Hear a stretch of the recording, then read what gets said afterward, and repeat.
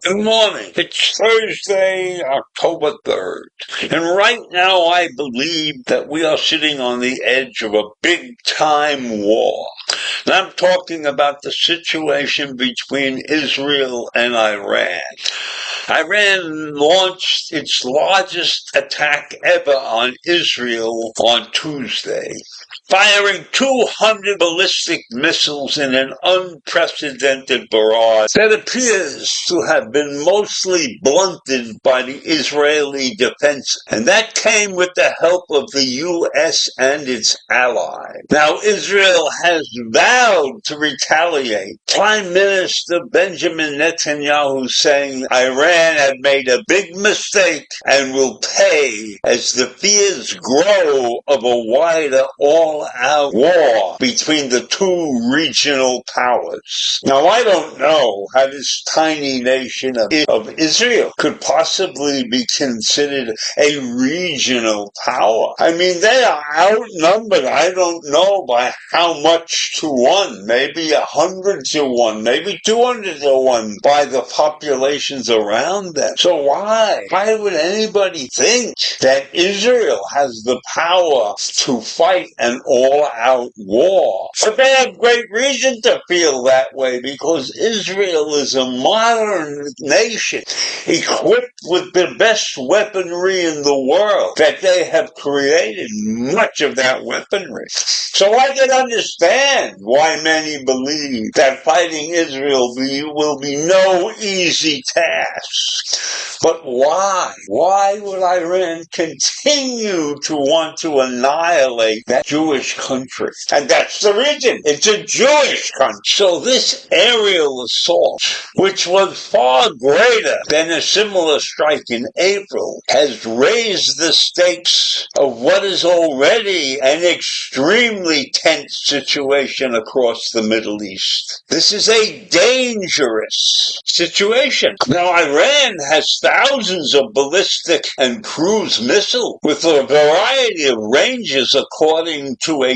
2021 report from the Missile Threat Project at the Center for Strategic and International Studies. Exact numbers for each type of missile are unknown, but as the U.S. Air Force General Ken McKenzie told Congress in 2023 that Iran had over 3,000 ballistic missiles, according to a report that year from Iran. They told everybody via some article that was written in some publication. They were not hiding this information.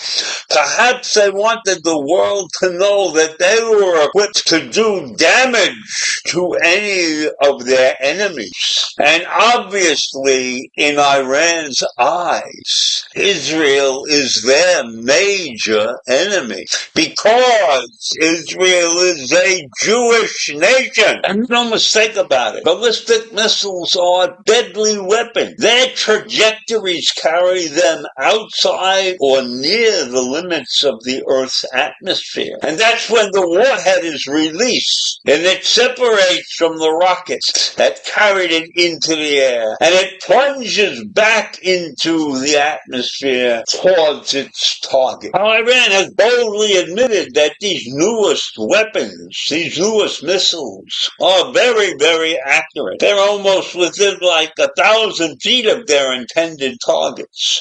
Now, to me, that doesn't seem so accurate, but I guess if you're within 1,000 feet of the target, you can do the damage necessary. And the Iran media said that this recent attack on Israel used its new missiles, the Fatah-1. Now, this is a missile that travels at 3,800 miles per hour. That's pretty fast. So that's what Israel was facing. But Israel operates a range of systems to block attacks from everything from ballistic missiles with trajectories that take them out of the atmosphere to low-flying cruise missiles and rockets.